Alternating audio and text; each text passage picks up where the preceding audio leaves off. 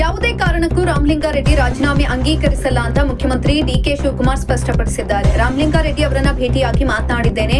ನಿನ್ನೆ ರಾತ್ರಿ ರಾಜೀನಾಮೆ ವಾಟ್ಸ್ಆಪ್ ಮಾಡಿದ್ದಾರೆ. ನಾನು ಯಾವುದೇ ಕಾರಣಕ್ಕೂ ಅದನ್ನ ಅಕ್ಸೆಪ್ಟ್ ಮಾಡುವುದಿಲ್ಲ ಅಂತ ತಿಳಿಸಿದ್ದೇನೆ ಅಂತ ಸಿಎಂ ತಿಳಿಸಿದ್ದಾರೆ.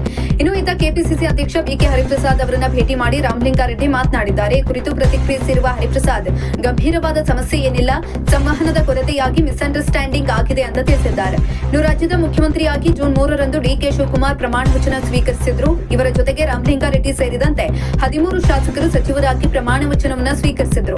ನಾನು ಕೇಳಿದ ಸ್ಥಾನ ಸಿಕ್ಕಿಲ್ಲ, ಹೀಗಾಗಿ ಸಚಿವ ಸ್ಥಾನಕ್ಕೆ ರಾಜೀನಾಮೆಯನ್ನ ಕೊಟ್ಟಿದ್ದೇನೆ ಅಂತ ರೆಡ್ಡಿ ತಿಳಿಸಿದ್ದಾರೆ. ಆದ್ರೆ ಇದೇ ವಿಚಾರಕ್ಕೆ ಸಂಬಂಧಪಟ್ಟಂತೆ ಇಂದು ರಣದೀಪ್ ಸಿಂಗ್ ಸುರ್ಜೇವಾಲಾ ಅವರು ಬೆಂಗಳೂರಿನಲ್ಲಿ ಸುದ್ದಿಗೋಷ್ಠಿಯನ್ನ ಮಾಡಿದ್ದಾರೆ. ಸುದ್ದಿಗೋಷ್ಠಿಯಲ್ಲಿ ವಿಚಾರಕ್ಕೆ ಸಂಬಂಧಪಟ್ಟಂತೆ ಸ್ಪಷ್ಟನೆಯನ್ನ ಕೂಡ ಕೊಟ್ಟಿದ್ದಾರೆ.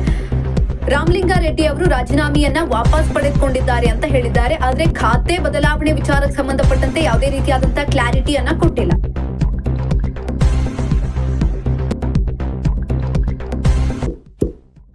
ಇಂತಹ ಇನ್ನಷ್ಟು ವಿಡಿಯೋಗಳಿಗಾಗಿ ಲೈಕ್ ಮಾಡಿ, ಫಾಲೋ ಮಾಡಿ, ಶೇರ್ ಮಾಡಿ.